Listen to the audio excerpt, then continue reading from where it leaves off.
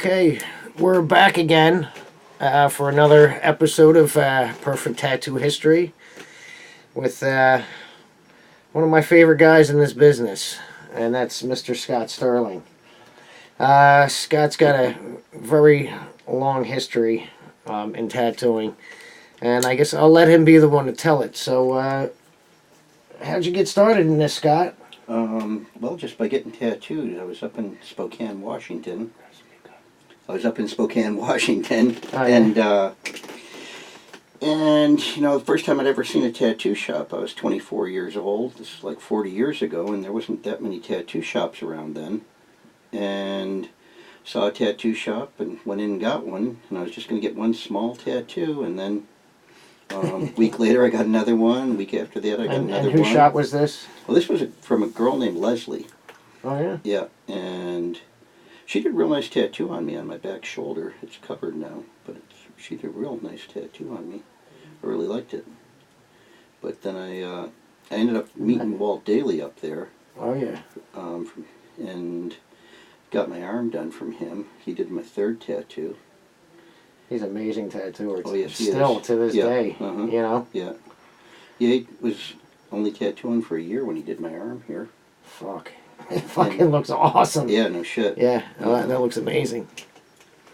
So, how long did you hang out up there? Where are you originally from? I'm from Syracuse, New York. Okay. So that's a long ways away from home, huh? Yeah, kind of.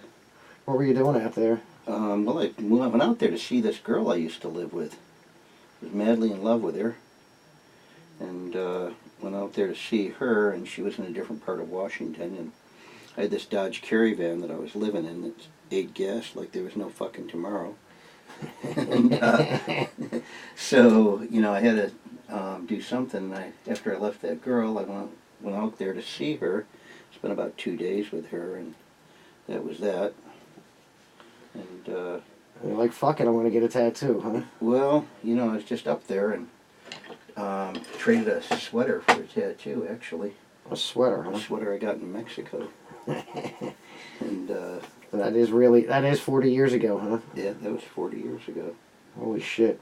So you're getting tattooed by Walt, right? Mm-hmm. And how's it come about, you getting, is that where you start getting interested in applying tattoos? Oh, no, I didn't. When does this come about? Oh, that was like, probably like 4 years later. I ended up getting a bodysuit from Ed Hardy, and he did everything on my upper body except for the arm that Walt did on me. Mm-hmm. And I was in San Francisco and just hanging out there, just not doing anything productive, just selling drugs. And selling That's productive. Mainly to tattooers. You've been robbing people, Yeah, well, and did a tattoo on myself just to see what it's like to do one. And it came out probably not very good, but good enough where Lyle said he would give me a job if I wanted to learn and like that, and he'd teach me and shit. So I took him up on it. I never thought I wanted to do that because I'm not a real great artist or anything. But figured, shit, man, if I can. I mean, I don't think people understand so much that tattooing is not so much about the art as it is the craft, Mm-hmm. the application. Right. I've known countless tattooers that were amazing tattooers that weren't really great artists, Yeah. But, you see their tattoos and they're a lot nicer than most guys with an art degree, So it doesn't always translate, Yeah, that's true. So you're working a lot. How long were you at Lyle's place? I was there for a little over a year. Oh, yeah? Yeah. How was that? It was okay. It was great. Yeah. Great place to break in. Because Pretty busy?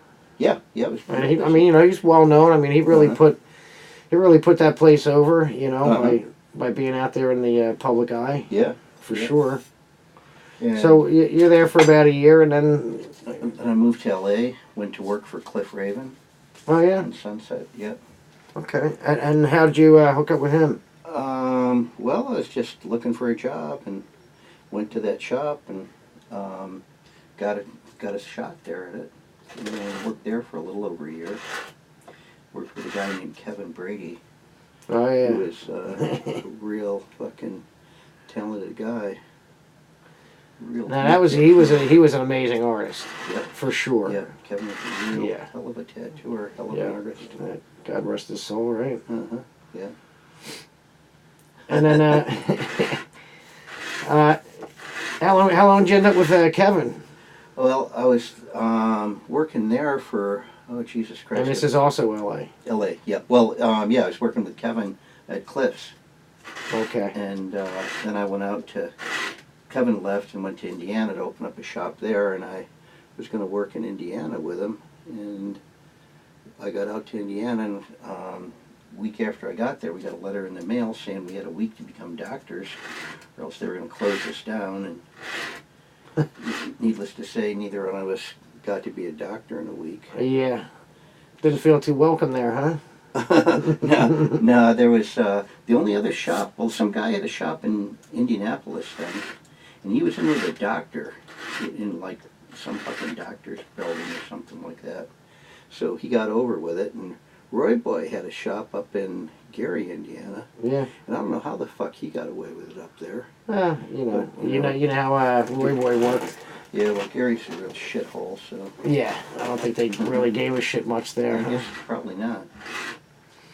So what'd you guys end up doing? Well, Kevin stayed there, and finally Yeah. got it opened up and like that. But by then he'd fucked things up by the guy that put up the money for the shop so bad that wasn't happening anymore. And I left there, and I went down to work in New Orleans for Jackie Gretchen, and that only lasted for a short time. And then I went over to work for Moses in Biloxi, Mississippi. So this is in the course of how many years now? Oh shit, that's over the course. Well, that's not that long of a time. That's only That's what I'm saying. Doesn't sound like. Yeah, I worked at Cliffs for a year, and worked at Lyle's for a year, and then worked at Jackie's for just a short time, and then I ended up working for Moses for about 5 years. And I Okay. really liked Moses. He was a great guy. Yeah, Moses, man, he was one of the first cats I met when I was first coming around, and Oh yeah. yeah, and he was super nice to me, man. I always remember that about him, and he's always good for some shits and giggles at conventions, that's for sure. Yeah, Moses, real showman. Yeah, for sure. So I can definitely see why you would stay there, Oh yeah, working with Moses was Yeah, great. really great guy. Yeah. Yeah, we used to have a lot of fun. Another one going, Yeah. Yeah. And then, so you're at Moses's for about 5 years, and Uh-huh. and that was all like a lot of military there, huh? Oh yeah. Yeah, all Air Force and Seabees. Yeah. Yeah, we're right next to. And sure, they all got cool stuff, huh? For the most part, yeah. For the most part. Military stuff and. Yeah, well, Air Force, they don't get big tattoos, but they get there was a lot of guys in and out of there, so it was all right. Those paydays were pretty good, huh? Yeah, paydays were real good down there. So, where are you going after this? Where did I go after that to work? Yeah. China Sea. Huh. Yeah, me and... So now, you're known as, at this point, you're known as a pretty prolific machine builder. Yeah, people know me for machines. Sure, they don't know me for my tattoos. Well, when did you start really getting into building the machines? Is that after being with Malone for a while, or? Like doing it and making money? Yeah, just, like really getting a fucking passion for building machines and selling them, and Well, right from the get-go, I was building machines, like up at Lyle's. We used to buy machines when people would bring them in off the street, and I'd rebuild them, and me and Lyle would split the money on them. So you were doing that as early as your first year in tattooing? Oh yeah, yeah. Mm-hmm. So Lyle did kind of, give you a well-rounded education, or? Well, I just got an education from being in San Francisco. I had a big in there from getting tattooed from parties, so I knew a lot of tattooers. Shit, I lived at Goldfield's shop for, over a year. And, I just, like I had an in there, like all the names, see, to me, all the names you're mentioning, to me, that's like, these are all like that's a dream team to me. You know what I mean? Uh-huh. Like all these tattooers you're talking, these are all the guys when I first started that were like, these are the cream of the crop Mm-hmm. in tattooing, and Right. and I mean, you just. Well, it's just real You, lucky. Right yeah, place, that's, right that's what time. I'm saying. That's a lucky son of a bitch right there. Right. Right. So, I mean, I'm sure you look back on it now and you're just like, man, Mm-hmm. I'm a lucky son of a bitch. Oh yeah. Yeah, you betcha. Mm-hmm. So Yeah, real lucky. yeah, Real man. lucky to have that opportunity. To be Yeah, for around these sure, people. man. I mean, shit. I always figured if I could get around people that were real good, maybe a little bit would rub off on me. It certainly did.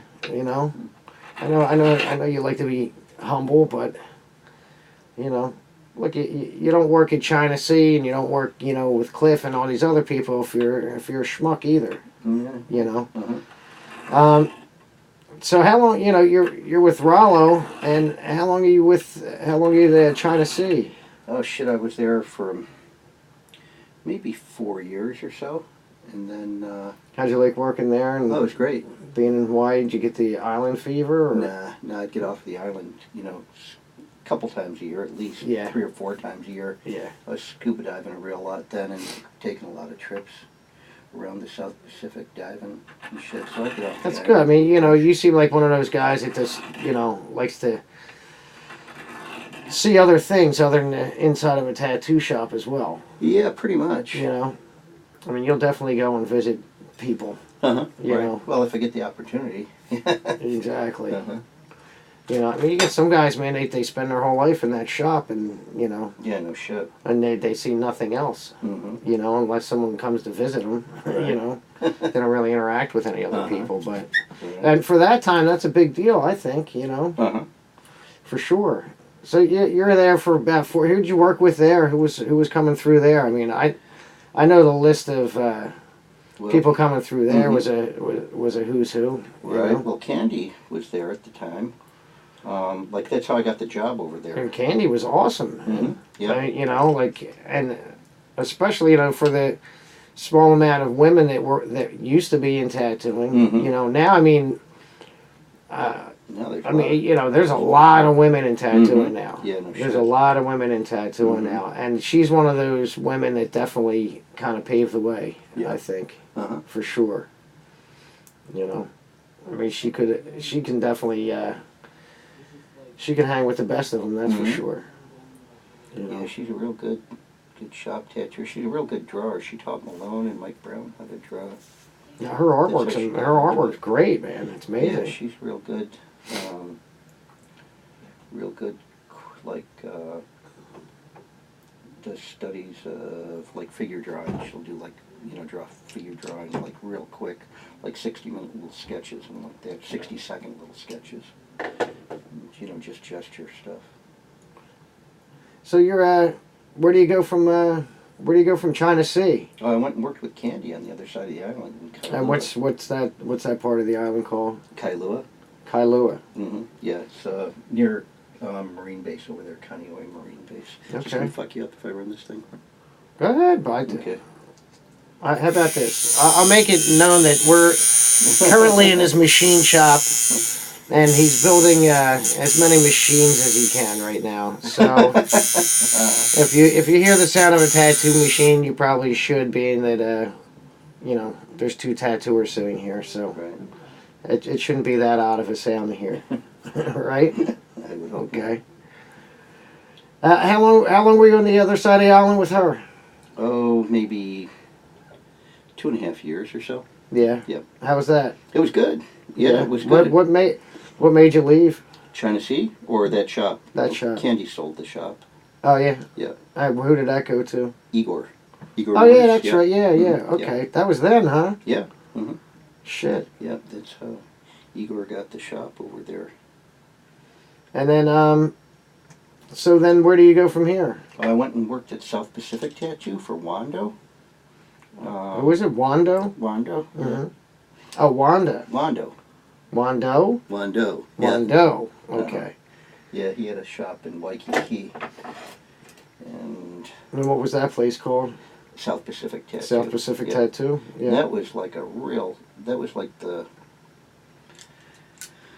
oh shit, I was there from 98 98, I guess, or 98 or 99 till 2005.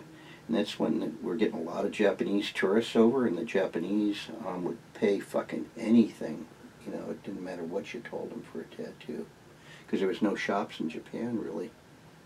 And, Yeah, not the street shops at that point. Yeah. You know, it's kind of weird. I think after PM put on those Tokyo conventions, man, it kind of blew up. Mm-hmm. Who's PM? Permanent Mark. Oh. Mm-hmm.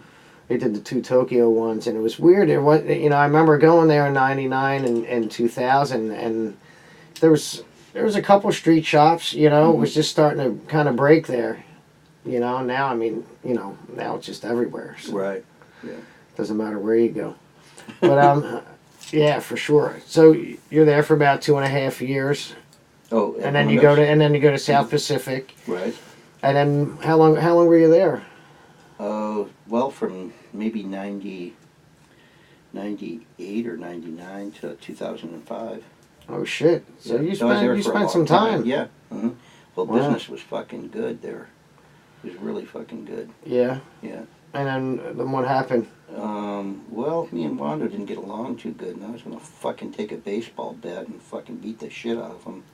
So, so I left there. Yeah. Instead of you don't doing need that, kind of it shit. was it was easier to leave. Yeah. And where do you head? You I go came back to over the here. mainland? Oh yeah, I came over here to work for Crow.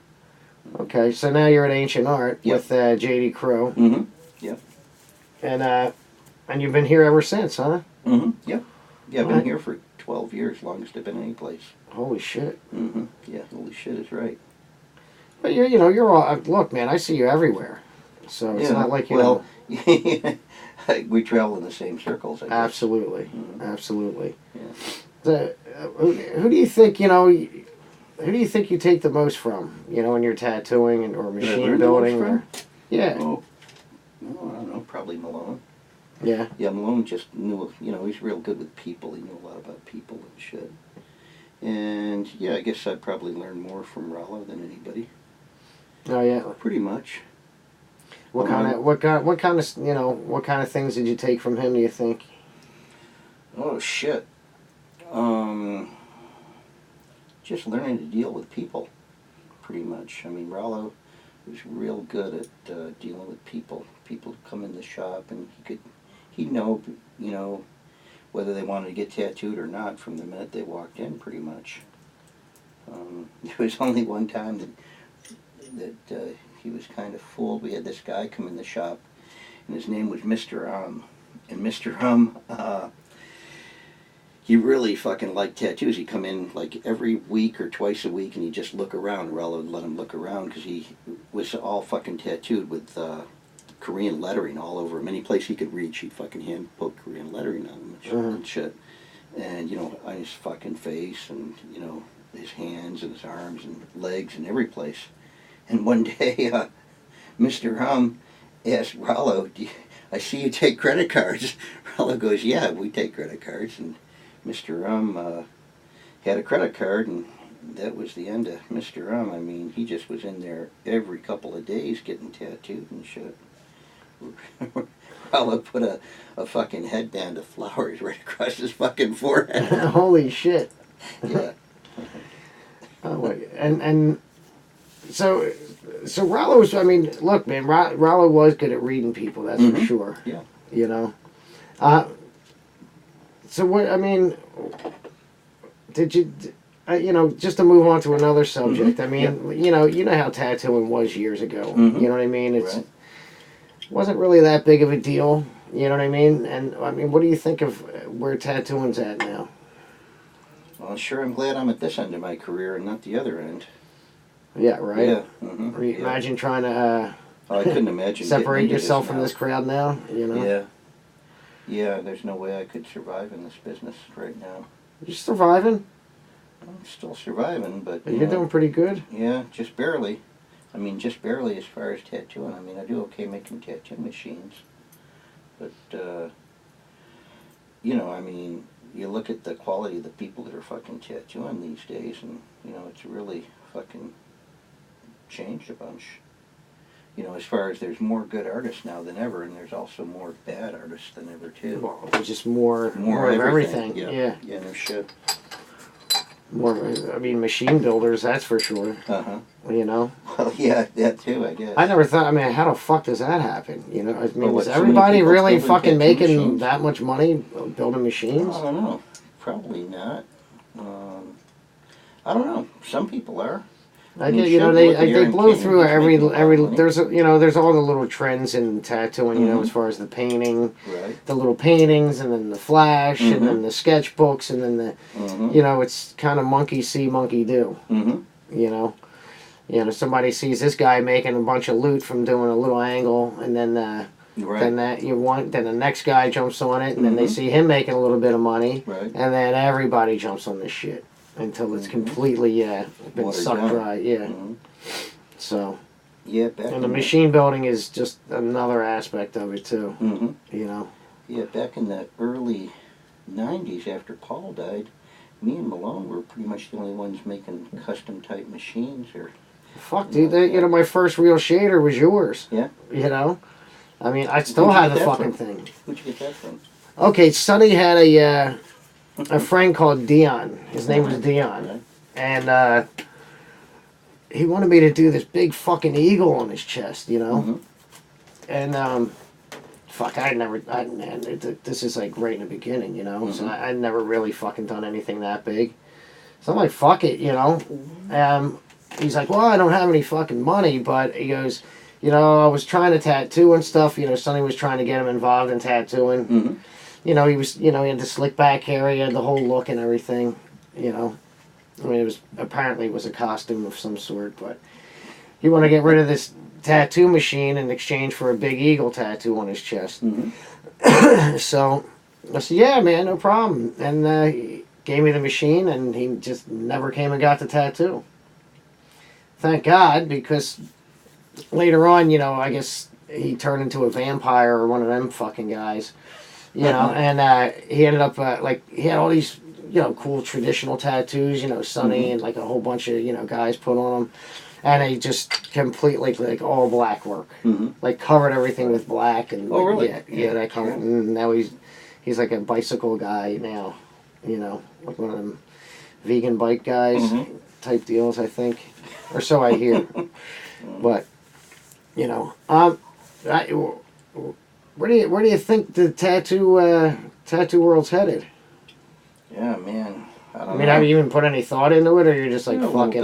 Well, I think the thing that'll save tattooing maybe is when all of these people that are getting tattooed now have kids, and those kids grow up, and they, you know, nobody wants to be like their parents. Exactly. And they see, you know, mom and dad with all these tattoos. Well, then maybe tattoos won't be so cool anymore. And that might, you know, change, you know, save this business. Yeah, that might change the cycle, huh? Yeah, but, fuck, I don't know. I don't know. I mean, I fucking wish if I knew, you know, we knew we'd be millionaires, right? Yeah. Yeah, I don't know. So who were some of your favorite artists these days? Oh, these days? Yeah. Oh, shit. I mean, other than me. Other than you? Oh, I don't know. Hanky Panky. Yeah. All those guys up at Kings Avenue, they all put on a pretty fucking nice tattoo. Mike Wilson, for sure. Oh, Mike, well, you know, he's always, you know, first in line. He's everybody's favorite tattooer. You know? I mean, Mike Wilson's just an all-around great tattooer. You know, he's a great machine guy. He's a great painter. He's the most well-rounded tattooer. Pretty much. I think in the world, to be honest with you. Yeah, maybe. You know, He does it all, and does it all good. Yeah, and that's just it. You know, we used to joke around. We'd be like, oh man, maybe we'll break his hands. He won't be so good. And we're like, yeah, with Mike's luck, you know, we'll break his hands, and then they'll fix him, and it'll be twice as good as he was to begin with. You know, so. But, yeah, I mean, who are, you know, some of the interesting characters that would roll through the shops anyway, back in the day, as far as tattooers? Like, who are some of the crazier ones you think? Oh, Philadelphia Eddie, for sure. Well, yeah. Zeke Zeke was a crazy motherfucker. Yeah. Did you get to work with Zeke at all? Yeah, he was over at in South Pacific. He spent a couple months over there because he came over when he was trying to get the Thai girl into the country. You know, he married that Thai girl right before 9/11, and he's trying to get her into the country. And he, I guess, figured that he could get her in easier through Hawaii than the rest of the mainland, because you know there's a lot of Orientals in Hawaii, and it was so much closer. But you know, Zeke didn't realize that you know fucking Hawaii's part of the United States too, and the fucking immigration laws are all the same. But yeah, that's. And I didn't really get a chance to work with him. I'd hang out with him every fucking night because he was over there and he didn't have a license, and you know couldn't tattoo on account of that. And he was waiting to get his license. But yeah, I got to hang out with him a whole bunch. It seems, you know, I mean, it's weird how, you know, the laws are so much different in one place than the next, you know, like they're real lax in one place, and in one as far as place, tattoo laws? yeah, and then in another place, you know, you have to jump through hoops, you know. You know, it'd be nice to see one sensible law. You know. Yeah. Wouldn't hurt, you know, and maybe one that we come up with, you know, not a bunch of people that know nothing about tattoos. Yeah, no shit. A bunch of legislators and shit. Either them or, you know, outsiders, you know, things like that. Right. You know, I mean, what do you think of the outside influences of tattooing coming in? Like people making money from tattooing that aren't even tattooed or tattooers. Right. Well, here in Virginia Beach, almost all the shops are owned by people that don't tattoo. And we've got a jeweler owning one, a cop owning one, a fireman owning one. And what's with that? I mean... well, people, you know... Are we really doing that good? Well, I guess people see there's money in it, you know, so they fucking open up a shop. They try to find people like, here, if you can fucking keep a seat warm and hold a tattoo machine in your hand, you can get a job. I mean, everybody's looking for people here in Virginia Beach to work for them. Yeah, you know, it always kind of bums me out, you know, when you see just a shop full of bums. Yep. You know? Shit. And it's just people that don't, you know, like I know you love tattooing. Yeah. You know, I mean, you're all about tattooing. I mean, it's like, you know, it's breakfast, lunch, and dinner for you. You know what I mean? And to see people that get involved with tattooing that don't love you know, that don't love it like we do. Fucking money. Yeah. Not even that, just even if it's just that, or just to, I don't know, they think it's cool or what, you know. I mean, like, sure, tattooing's cool and everything, man, but it's more, I think it's more than that, don't you? Oh, yeah. You know, like, since we, you know, we're in the same circles, you know what I mean? Like, the people that we choose to be around are more like family than anything. Right. You know, I mean, that's how I look at it. You know, like these are like, you know, my brothers and sisters, and you got, you know, guys like Eric and Hank, you know, and then you know they're almost like father figures, and you know what I mean. And that's the way I look at it, because you know I did all my real growing up. I did in tattooing. Right. You know. It's funny, you know, I'm at the point Sailor Eddie would say, I've been tattooing longer than I haven't. You know what I mean? Right. And I never thought I'd see that day, you know. And I'm sure you didn't either. No, I never thought I'd see that. You know? So, it's just, I don't know, man. I think you should, you know, shouldn't you really be in love with this? Oh, yeah, you know? Sure. Like, everybody dreams of having a job that they love, you know? But... Yeah, well, this ain't even a job to me. I mean, fuck, man, I haven't worked in fucking 35 years. Not a fucking real job. I mean, even putting together tattoo machines, I like doing this. You know, it's not so bad to do something that you enjoy doing. Yeah, no fucking shit. You know? You never have to work then. So, who are some of the other stars in tattooing that you've worked with? Oh, that's about it, you know? I mean... Well, you're did you ever go back up there and work with Walt? Nope, never worked really? with Walt. Yeah. Yeah, I've seen him since then. Oh, yeah. I went up there and visited him as a shop a few years ago. But, yeah, for the longest time I didn't see Walt at all. Walt's cool. He's a great tattooer, great artist. So if you could offer advice to a young tattooer these days, Mm-hmm. what solid piece of advice would you give him? If you can do anything else, do it, because there ain't not a lot of future in this unless you can draw real fucking good. That would be my advice. So get your asses drawn, huh? Yeah, pretty Okay. much. That's Get your what I would asses say. drawn or get the hell out. Yeah. You know? Mhm. So. Yeah, that's. Well, I want to thank Scott for letting us get a little glimpse inside of his workshop here today. And we'll see you for the next episode. Thank you, Scott. Sure.